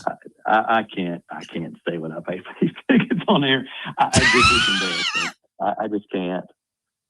I can't. Well, I mean, look, you only live once, and your son's a good kid. Your son's a great kid, and he loves it. And, look, you're going to do something for your kid. Like my brother was telling me the other day, he took his grandkids to a Phillies playoff game. I said, and his wife and his daughter and his son-in-law and 2 kids. And he said, Tony, I don't have any money. You don't want to know what I spent? I said, I know what you spent. He said, what I spend? I said, you spent about $5,000. He said, that's exactly right. But we looked at each other and said, that was when the Phillies beat the Braves several years ago. And the point is, you only live once. And, at some point, you got to treat yourself. And $900 for a room at the Embassy Suites. $60 extra to park. And when I asked if I could keep my car there for 2 more hours, he said yes for $40. I mean, it's like you said, everything is jacked up. It's what it is. To get in the place, I don't think I think the cheapest ticket to get in that place was $500. And that was the top row. And it went up tremendously to get a seat where you could see the players. And you want to see them, you want to be able to see them. You want to, you could sit anywhere and feel the energy, but if you wanted to see the game, and again, it's like any sport, being there and see these athletes. I've seen 500 soccer games in my life. Of course, a bunch of them were, kids soccer, youth soccer with my son, but to see, and I've seen MLS and they're great. It's not this level. It's checkers and chess. But this is, as you mentioned, all right, the movement. It's just different. Explain this to me, okay? So you're sitting in the stands. They all of a sudden It's 2-1. Okay. Yeah. Did you sense that they were going to tie the game? Did you know that was going to happen? Well, you knew we had a game at that point. You knew there was a game, and things were changing. When Messi was in the wing, everything changed. They could not. You cannot handle him out in space. You can't. Not only his talent, but again, I think it's between the ears and the way he's moving things around. You could see him. It's almost like he's calling plays out there. I mean, he is moving things around. And these guys, I guess my understanding is this is pretty much the same team they had 4 years ago. So these guys can do this blindfolded. And I don't know anybody on Argentinian's team. No one except for Messi. Again, I think my son probably knows most of the team. I don't. But the way they're moving, and when he has the ball, because everything ran through him on the side, you knew it was coming. Now, did I think they were going to score 3 goals? Absolutely not. In 13 minutes? I think I heard, or maybe my son texted me, Argentina had never come back from 2 down that late in a match. I mean, it's on 3 goals in 13 minutes. So easy can say what they want, bad call or not. You can't give up 3 goals. And once the game opened up, hey Gary, yeah. I was watching that thing in a like a sports bar kind of place in the town where I'm at, and when they scored the second goal, I said out loud, "They're getting ready to get another one." You could see it, like they were at that point. It was like, okay, it's just a matter of, Brian, you could tell, right? Those guys were going to score another goal. I mean, you could just see Egypt was done. They looked like us the other night. They were absolutely cooked. And the brilliance of this guy, the straight up brilliance of this Messi guy is just insane. When you have a goal taken away like that, you could just feel the momentum was going to shift at some point. And even Egypt went down and scored another goal. They actually ended up going up 2-0 eventually, and it still didn't matter. And when Argentina got the first one, you just thought, okay, they're probably going to tie it up, and it's probably going to at least go 120 minutes. But they won it outright in regulation. Gary, when they score that third goal, yeah. Well, we talk about momentum. Go ahead. Just like he said, once they scored the first one, and then the second one, you could not hear yourself think or breathe in those last 5 minutes. The place was electric. The word electric doesn't do it justice. I'm just telling you, it does not. And I've been at Neyland Stadium. Gary, you didn't care. Yeah, you walked in there and didn't care. No, Pseudo Sham says, how do you compare it to the 2022 Alabama game? He said, which in his mind was the greatest experience. He said that was totally off the charts. How does it compare, Gary? And it was, and I was there. And I was there with Frank and my son, and it was unbelievable. Again, I just think the difference was there wasn't 50,000 fans standing outside Neyland Stadium. I just cannot explain to you what it's like to see 10 lines of people just around the arena. So in there, I mean, again, I don't know. It's just the passion. Again, I love the balls too, and it was unbelievable. And I was there for the Alabama game. One of the best nights of my life. I couldn't believe we actually beat Alabama. We've been down for so long. I don't know. This is just, it's hard to explain. It's hard to, the passion of just, if you feel like a country is there, I don't know. That's why, you wanted me to call in today, or you want to talk to me. It's a little embarrassing being on the radio, just talk about an Argentine soccer game. But it's hard, again, hard to put into words. When they score that third, and Pseudo Sham's right, the World Cup being every 4 years makes a difference. That's right. Yeah. What we have to acknowledge here about the World Cup, what we have to acknowledge is these people save up money for 4 years, no matter where this thing is. It's what they do. Coming from Argentina, I'm doing the math in my head. To get a good seat downstairs, those people paid $2,000 for those seats each. That's what they paid. I mean, let's just get real. So I'm just going to say $4,000 conservatively, maybe $5,000 by the way you just said what you said. So you pay $5,000 plus you're paying $1,000 for a hotel room at minimum, a lot of those fans wanted to stay where the team stayed. You know, they're people paying that freight. You're talking about by the time you eat, drink, and go to 2 or 3 different venues, like some of these people are.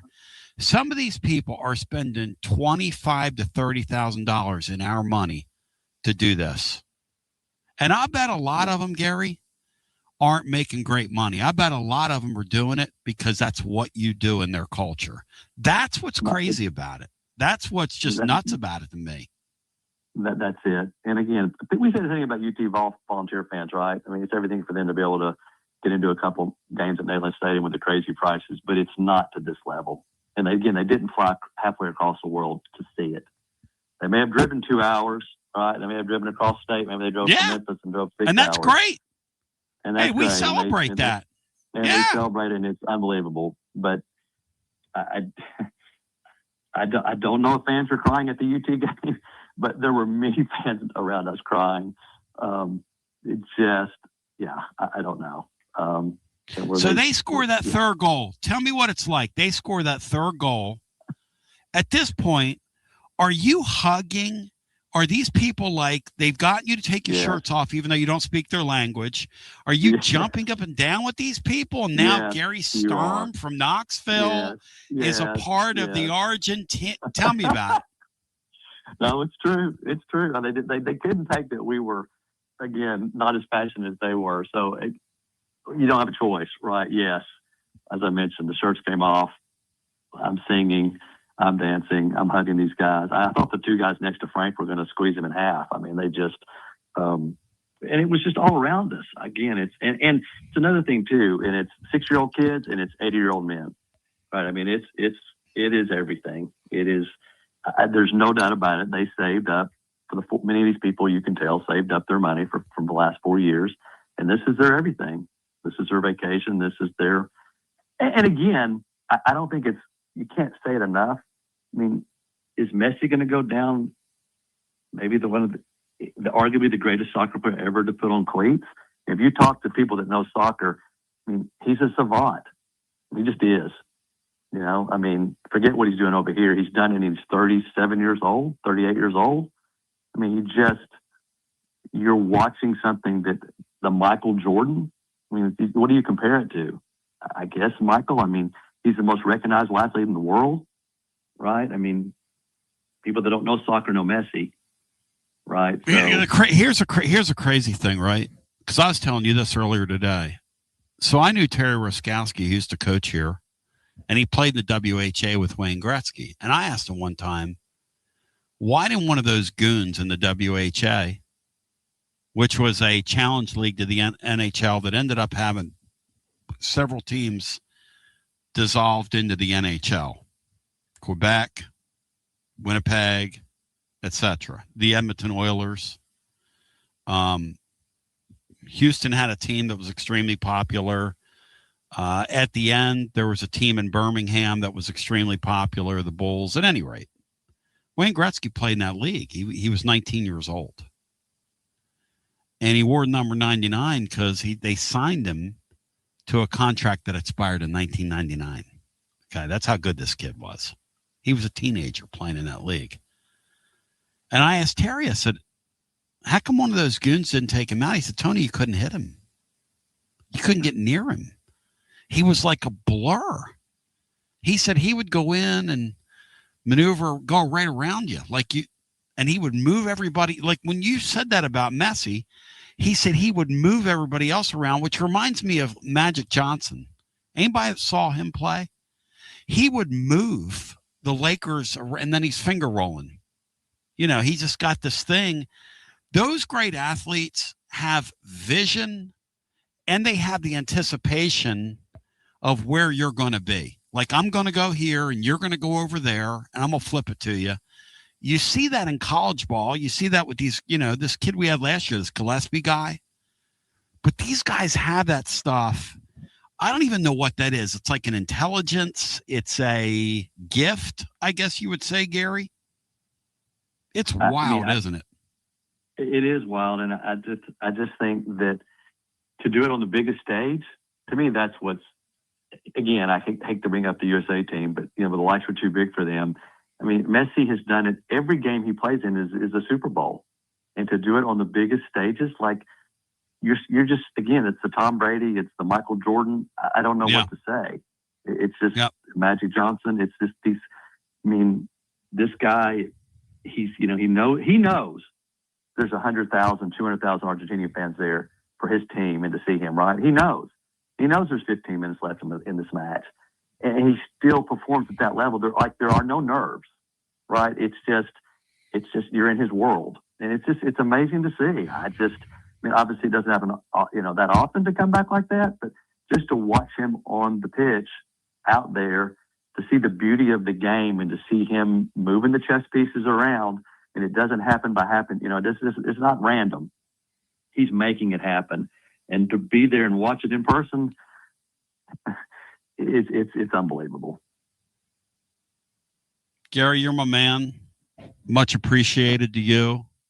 Thank you, Tony. Keep doing what you're doing. Good for you, man, for spending that time with your son. That's a great thing. Frank's a great young man. I love your daughter. Your wife's precious. I appreciate you supporting the show through Mortgage Investors Group.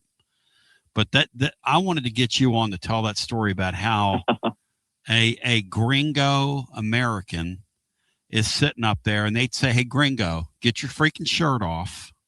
Yeah. You're one of us today." And by the way, you were one of us this morning when we woke you up at 8:00 in the morning. Now, the day, because we do, it's great to be a Tennessee Vol, okay? And we do that, and we sing our Rocky Top. How long did they do that in the thing? Just a couple times in the thing when they woke you up in the hotel? How long did they go? Tony, the guy played the trumpet for an hour.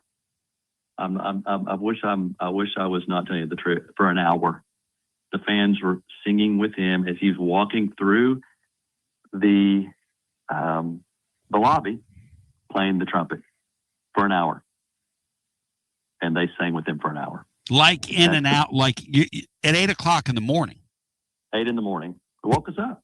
And the match started at what time? Match was at noon. It's true. They sang outside. It's 90 degrees. I mean, fans, they're just everywhere. It's just, again, I know I keep saying it. I feel like I'm repeating myself over and over. It's just hard to express and to get across to listeners the energy of those people. Again, they flew across the world, right? So they didn't fly across the world just to sing Rocky Top once or twice.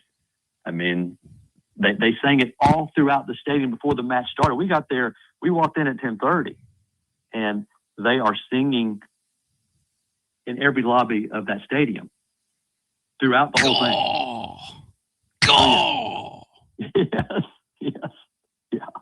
Gary, I appreciate you. I love you. Thank you, my Tony. man. Hey, thanks for That having was me on. incredible. That was incredible. Hey, look, Brian Hartman, when he describes that, and they're turning around and they're jumping on him and beating on him, and that's crazy. Well, just think now they're going to have to drive. Many of them are going to make a trip to Kansas City. I guess they're renting cars, and they're going to. How far is that to go? And then they're going to have hotels there. And if they went to multiple matches, all the travel between them. We've always described it. We've always described it to you that this is like SEC stuff on steroids. And Gary just told you this is SEC stuff on steroids.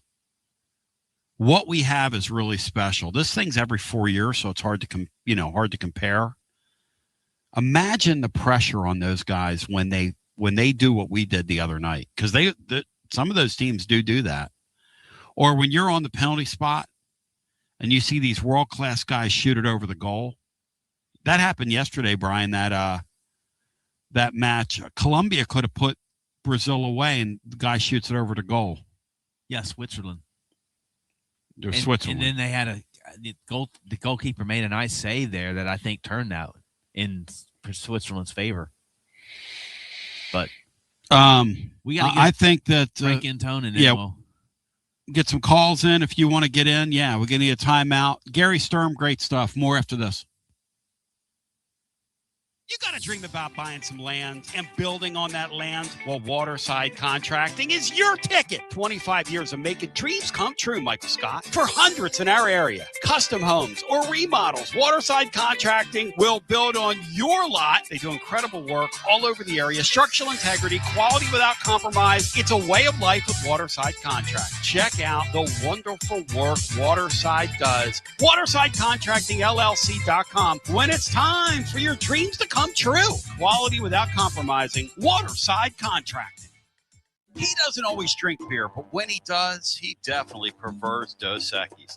That's right. The most interesting man in the world has returned, and he's more interesting than ever before. His phone is addicted to him. All of his teeth, all are wisdom teeth. So raise a Dos Equis to the man, the myth, the legend. And remember, stay thirsty, my friends. Dos Equis, enjoy responsibly. 2026 Cervezas Mexicanas, White Plains, New York. Located in Knoxville's historic Old City, Barley's offers great food, live music, the best draft beer selection in town, and now your new favorite place to watch sports. Their indoor projector is perfect for any weather, and they've revamped their upstairs area with more TVs to take in all of the action. Their menu features hand-battered chicken tenders, juicy burgers, fresh salads, and the tastiest pizza in Knoxville. You can enjoy their happy hour drink specials daily from open until 6 p.m. Barley's Tap Room and Pizzeria. Like our 2026 football Vols, score a T3 TD every time with T3 Vodka, Tennessee's premium vodka, handcrafted with passion, precision, and a whole lot of pride. Right here, handcrafted in the majesty of the foothills of the Great Smoky Mountains. Quality around here isn't just a promise, it's a way of life.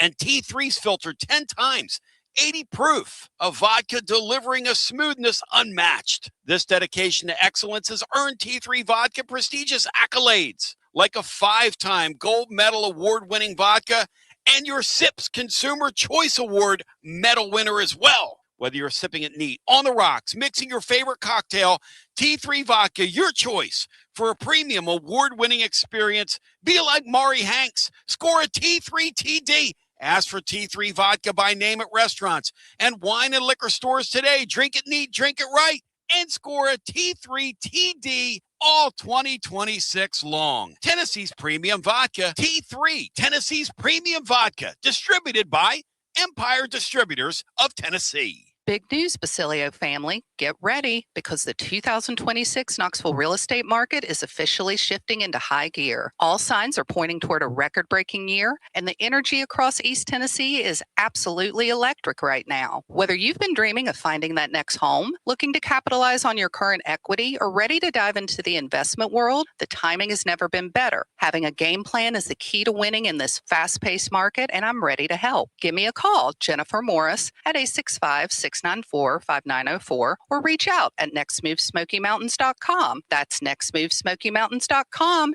and go Vols. Baseball fans, it's time to step up to the plate. Look your best.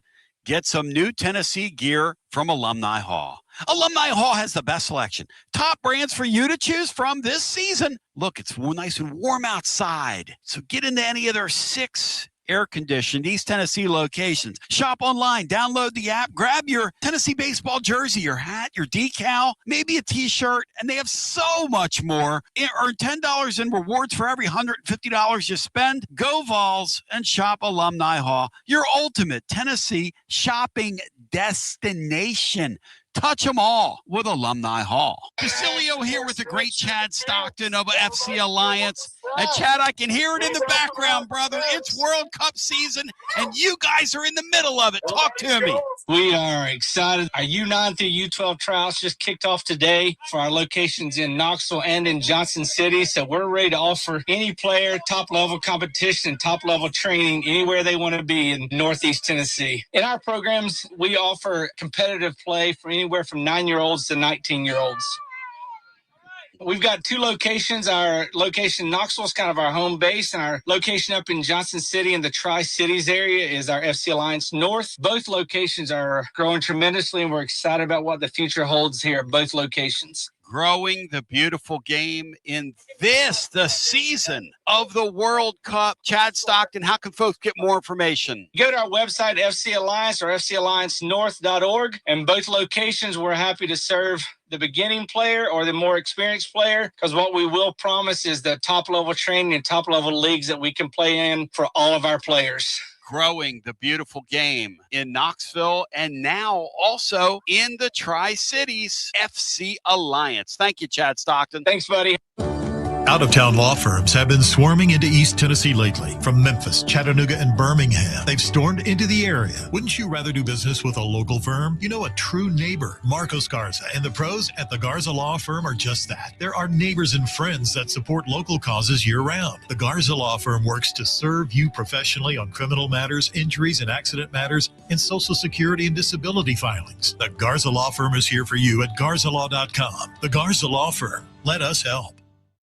The High Noon line of hard seltzers is always a winner and always next level. High Noon vodka seltzers come in 14 flavors with real vodka and real fruit juice. Only 100 calories with no sugar added, and it's gluten-free. Personally, I'm partial black cherry and pineapple. 14 flavors. That's as many bad takes as I've got in a week. In the mood for a kick? Try High Noon vodka iced tea in 6 refreshing flavors, including peach and lemon, green tea, and half. Feeling adventurous? Check out High Noon tequila seltzer in 6 refreshing flavors, including my favorite, Blood Orange. High Noon real vodka, real fruit juice. Live like the sun is always out. Brought to you by High Noon Spirits Company. Must be 21 and over to enjoy responsibly.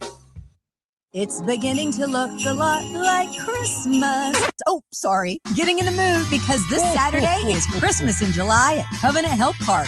But your Knoxville Smokies have great promotions all week long. Like all-you-can-eat Wednesday, Knox Vegas Thirsty Thursday with half-off draft beers, fireworks on Friday, then yes, the big man himself on Saturday. We end the week with our day game of the week. It's a week full of fun at the ballpark. Get your tickets now at SmokiesBaseball.com. Smokies! TB back with you. Just a great story, man. That's just, I love hearing people's stories from different sporting events and things they experienced. And because really at the end of the day, I mean, we play the games and the games are great. I love the games and the athletes are incredible. And, you know, there's always something to look at and how that person does what they do. But when you go to something yesterday and you're really doing it for your son and you end up and you're our age, my age anyway, and you end up with your damn shirt off and you're waving it around and people are slapping you and grabbing you and you don't speak their language. I mean, that's cool. I don't care what you say.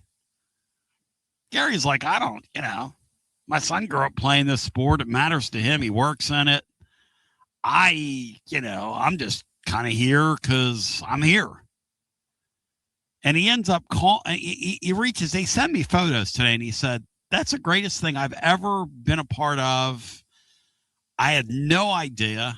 It totally blows my mind. It doesn't make, he was like, it doesn't really make any sense, but this is what I'm telling you. That was crazy. Now, it helps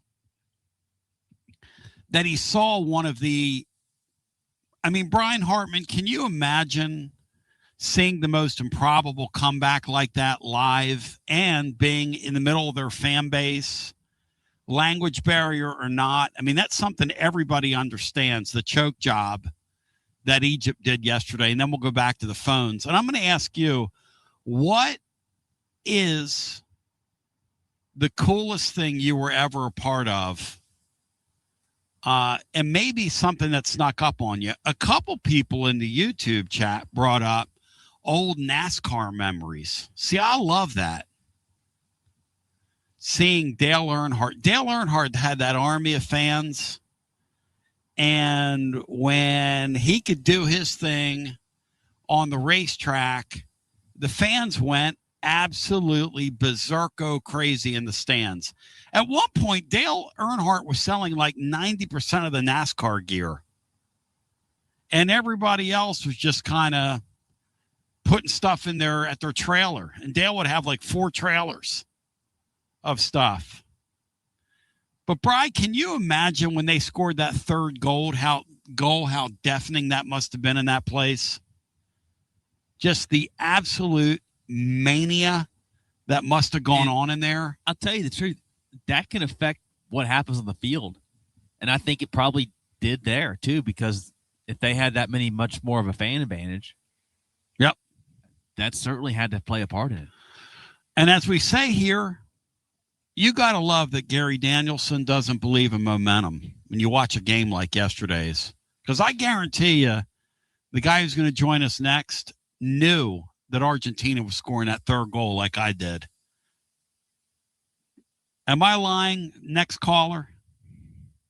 Tony, I had to go see a client when it was 2-0 Egypt. And she texts me while I'm driving. It's 2-1. It's 2-2. And I'm walking in the front door, and she calls me and says, oh, my God, it's 3-2. Argentina has basically won in the death knell. Gina's a baller, man. But once it was 2-2 and she texted, I was like, oh, well, Argentina's winning one way or the other at this point. Yeah. Hey, real quick, can I give my 3 uniforms for college football? Sure. 3 uniforms from yesterday. Yeah, I meant to ask Sean about that. I love the old SMU Pony Express uniform, and they kind of brought it back. I love the yellow, the true yellow, and the bright blue pit uniforms, and the Washington Huskies purple with the gold helmet and the purple W, traditional stripes on the helmet. I think all those are really clean and look fantastic in their timeless. You know what's funny about you saying that? Bringing up Washington's uniform. First of all, college football might have the best uniforms on the planet out of any sport there is. It does. There's so many great uniforms. That Washington uniform, Jerry Cole, quick, close your ears. I cheer for the Winnipeg Blue Bombers in the CFL because they have that Washington. That's why I love that uniform you just described. I got to go to a Blue Bombers game when I was stationed up in Grand Forks, North Dakota. It was only an hour and a half drive, and we went up to Winnipeg to party because we weren't 21 yet. You could do a little stuff up there you couldn't do in the States. And we went to a Blue Bombers game. Very, very cool. Hotter than what's that? Winnipeg, Canada. Rusty, what's that product like live? That CFL product? It's a blast, man. Their fans are having a ball. Everybody's chugging beers in the stands. It was a blast. We were, like I said, we were all 20 years old, not able to drink in the States. And it's a blur. I'll put it that way, 30 years ago. Everything that Gary described is so on point with how great the fans can be for that sport. I've wanted forever for us to have, like we have, like you said, it's great to be a Tennessee Vol. We have Rocky Top. We have VOLS, Go Vols Go, but that's all led by the cheerleaders. But those things, like we do them, sparingly. I went to Liverpool to watch 2 Liverpool matches. I watched one at Liverpool, and then the other one they were playing Everton in Liverpool, the crosstown rival, the away game. And I'm not kidding you, man. Every player on Liverpool's team has a song that everybody in the crowd knows every word to the song that's the chant for that player. And then they have 2 or 3 songs that they sing for their team. They're just, like theirs that mean something to the team. And then they have their anthem that they play through the loudspeakers and the entire crowd sings and it drowns out. And it's just incredible. It never ends, their singing. We went to the Everton match, and Everton's, of course, their biggest rival. They're 10 minutes away from each other in the town. And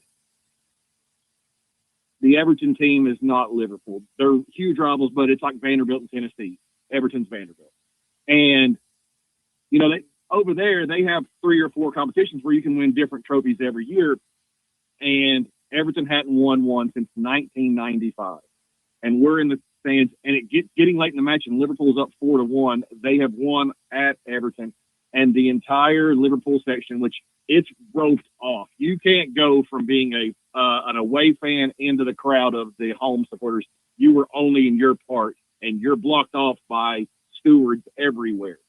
And they start chanting, and I have no idea what's going on, but they start singing, "You haven't won a trophy since 1995, since 1995, since 1995. You haven't won a trophy since 1995, since 1990." And it just, they do it for 15 minutes straight. It's that we don't have stuff like that in our sports in America, and it would be chilling and goosebump inducing if we could have that kind of stuff going on. Well, Rosie, I appreciate the call. The thing about soccer is, the thing about soccer is, and I'm going to be honest here, there's so little going on the field at times that you have to chant to keep yourself into it. It lends itself to that. The ball's always in play. You have a 45 minutes on the clock, and it doesn't stop. And then, to Bino's chagrin, they might add 6 or 7 minutes at the end. But this is fun. This is the event is fun. The story he told is great. I want you to think about that. I'm going to ask you about it tomorrow. Something, maybe an event you went to that just kind of caught you by surprise, because Gary totally was caught by surprise by this. Knowing him, he did that for his son. He wanted to do something great for his, and Frank's a great kid. But knowing Gary, he wanted to do that for his boy, and that's good stuff, that he was able to do that. But I'm going to ask you about that tomorrow. I'm going to share with you experience I had, and we'll maybe I'll write about it tomorrow in the blog. Also, the Czar tomorrow is going to get into this whole issue of women and men and women competing against each other, and the mixing, and the Czar is going to weigh in tomorrow at tclub.team. And he's got what I think is some real common sense stuff on that incendiary issue. And yes, we're going to get into that. Yes, we're going to get into that. In the meantime, no high noon overtime today, simply because, hey, look, we've talked about it here. We've talked it out. But I do want to remind you, my friends at High Noon present our hotline and our overtime. High Noon hard seltzer made with real vodka, real fruit juice, 100 calories, no sugar added, gluten-free. And it comes in 14 flavors. And I want to thank them for the sponsorship. Also, remember, check out their tequila seltzer, 6 refreshing flavors as well. Brought to you by the High Noon Spirits Company, 21 and over. Please enjoy responsibly. Check out today's bloggy. When news breaks out, we break in. I want to thank Sean Sinclair for joining today. I want to thank the great Gary. Today's program, utterly next level. We appreciate you. We thank you. We support you. Absolutely next level being with you. Shout out to my man who's up next. Hit it. Listening to FM 105.7 and AM 1340, WKGN Knoxville and W289CU Knoxville. Fan Run Radio.